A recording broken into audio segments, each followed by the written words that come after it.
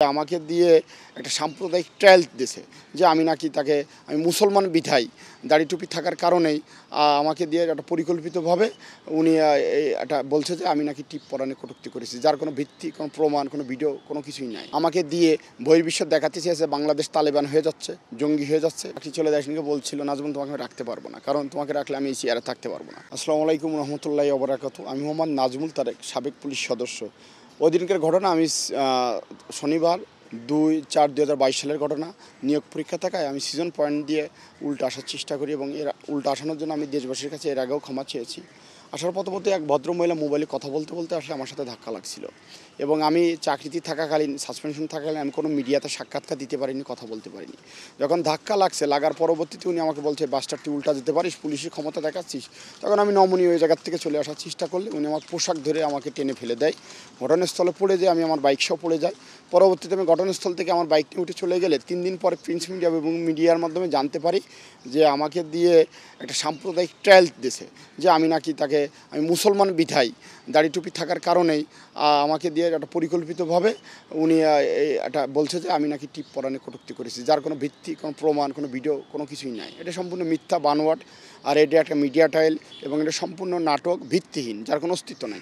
Shiny চুলে এখন হবে সব হেয়ার স্টাইল। সিল্কোর দ্বিগুণ শাইনি চুল প্রতিদিন।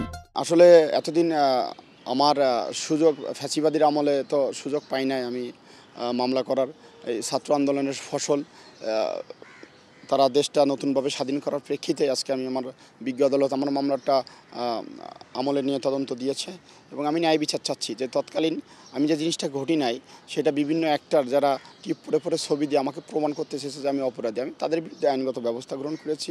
বিজ্ঞ আদালত মামলাতে তদন্ত দিন শেরেবাংলা নগর থানাতে দিয়েছে। অবশ্যই আমি ন্যায় বিচার পাই এবং আপনাদের মাধ্যমে আমি মাননীয় প্রধান উপদেষ্টা ডাক্তার ইউনূস স্যারের সাথে আমি সাক্ষাৎ কামনা করতেছি। আমি সরাসরি তার সাথে দেখা করে আমার কিছু কথা আছে, আমি স্যারকে আমি জানাতে চাচ্ছিলাম। আর এই ঘটনা টিপকান্ড একটা ব্লেম, একটা সাম্প্রদায়িক ইস্যু আমাকে দিয়ে বহির্বিশ্ব দেখাতে চেয়েছে বাংলাদেশ তালেবান হয়ে যাচ্ছে, জঙ্গি হয়ে যাচ্ছে, যেটা সম্পূর্ণ মিথ্যা বানোয়াট। কারণ আমরা এরকম কোনো কিছু সেদিনকে ঘটিই নাই, যার কোনো অস্তিত্ব নাই, প্রমাণও নাই। প্রত্যক্ষ সাক্ষী মাস্ক বিক্রেতা, সে বলছে যে টিপ বিষয়ে কটূক্তি করিনি, কিন্তু তাকে ফেলে দিতে দেখছি। মানে রাষ্ট্রীয় কর্মচারীকে ফেলে দিয়ে যে অপরাধ করছে সেটার থেকে নিজেকে আড়াল করার জন্য, আমি তো মুসলমান, দাড়ি টুপি আছে, যখন আমি দৃশ্যমান, সেই জন্য উনি পরিকল্পিতভাবে, মিডিয়াম থিয়েটারের শিক্ষক তো, উনি পরিকল্পনাভাবেই আর কি এই টিপ, এক লাল টিপে আমার লাইফ শেষ করে দিয়েছে। এই টিপ কাণ্ডটা ছড়ানো গুজব, ভিত্তিহীন, এবং আমি ন্যায় বিচার কামনা করতেছি। ওনার অভিযোগের প্রেক্ষিতে তৎকালীন এটা ফ্যাসিবাদের সব সিনিয়র অফিসার মিলে জোর করে আমাকে চাকরিচ্যুত করেছে। চাকরিচ্যুতর পরে আমি প্রেস ক্লাব অবস্থান কর্মসূচি করেছিলাম, কিন্তু ফ্যাসিবাদের দোসর কেউ আমার ডাকে সাড়া দিয়েনি। উল্টো আমাকে বিভিন্নভাবে হয়রানি, হুমকি ধামকি বিভিন্নভাবে আমাকে। আর আল্লাহ কি রহমত, আমার এক স্যার খুব ভালোবাসে আমাকে। আমার স্যার ওই যদি ওই খবরটা আমাকে না দিত, হয়তো আয়না ঘরে আমি নিজে আমার ফ্যামিলি নিয়ে থাকতাম। স্যার আমাকে বলেছিল যে তুমি নাজমুল, এই বিষয় তুমি যদি সকালের ভিতরে যদি এটা না করতে পারো তাহলে তোমার সমস্যা আছে। তা যাক, স্যারের কথা বলে সকালের মধ্যে হয়েছিল বিদায়, না হলে আজকে আমার অস্তিত্ব থাকতো না। আর এই চাকরি চলে যাওয়ার পরে মানবতার জীবনযাপন করেছি এবং আমি ভ্যানও চালাইছি, রাজমিস্ত্রির কাজও করেছি। মানে এক কথায় সামাজিকভাবে আমি হেয় প্রতিবন্ধ হয়েছি। এবং দেখেন, আমি একটা বাহিনীর সদস্য, আমাকে এমনও ব্লেম দিয়েছে আমি যে গাড়িটা চালাই সেটা হলো চোরাই গাড়ি। এরকম মিথ্যাও ব্লেম, কিন্তু গাড়ি আমার বৈধ। তাহলে খুব দুঃখজনক যে আমি বাংলাদেশ পুলিশ সদস্য কত নিরুপায়। আর আমার তো ইমেজ তো গেছে বহির্বিশ্বে, বাংলাদেশ পুলিশের ভাবমূর্তি নষ্ট করেছে এবং অ্যাক্টররা এই অপরাধকে সমর্থন দিয়ে অপরাধী প্রমাণের জন্য আমাকে চেষ্টা করেছে বিদায় তারা বিভিন্ন ক্যাপশনের ছবি, যেরকম বাপ্পি সাহেব আছে, সুবর্ণ মোস্তফা আছে, লতা সমর্দার আছে, তারপরে সাজু খাদেম আছে, এরা যে এইভাবে যে মিথ্যা ব্লেম দিয়েছে, আমি তার বিচার প্রার্থনা করতেছি। আমার পক্ষে আমার আল্লাহ ছিল আর দেশের জনগণ ছিল, কিন্তু তাছাড়া প্রশাসন সম্পূর্ণই তাদের নিয়ন্ত্রণে ছিল, আমার পক্ষে কেউ ছিল না।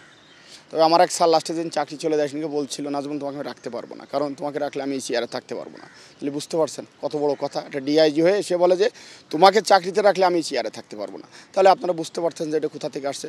তবে আমি ছাত্রদের প্রতি কৃতজ্ঞ এবং যারা এই 5ই আগস্টের পরে শহীদ হয়েছে, আমি সবাই জন্য দোয়া করি, আল্লাহ তাদেরকে জান্নাতবাসী করুক। এই তাদের আত্মত্যাগের প্রেক্ষিতেই বাংলাদেশে আজকে আমি আমার মতন মজলুম লোক মামলা করার সুযোগ পেয়েছি। আর আমি দেশবাসীর কাছে দোয়া চাই, এবং তৎকালীন ব্যারিস্টার সুমনও আমার সাথে অনেক অন্যায় করেছে, সব পর্যায়ক্রমে আর কি মামলার মধ্যে আসবে, ইনশাল্লাহ দেখতে পাবে। তবে আমি ন্যায় বিচার প্রার্থনা করতেছি, আমি ন্যায় বিচার চাই এবং বিশ্বব্যাপী আমার এবং আমার গোটা পুলিশ বাহিনী এবং আমার টোটাল ফ্যামিলি যে মান সম্মান নষ্ট করেছে, টাকা দিয়ে তো আর মান সম্মান কেনা যায় না। তা আমি ন্যায্য বিচার এবং সর্বোচ্চ শাস্তি কামনা করতেছি।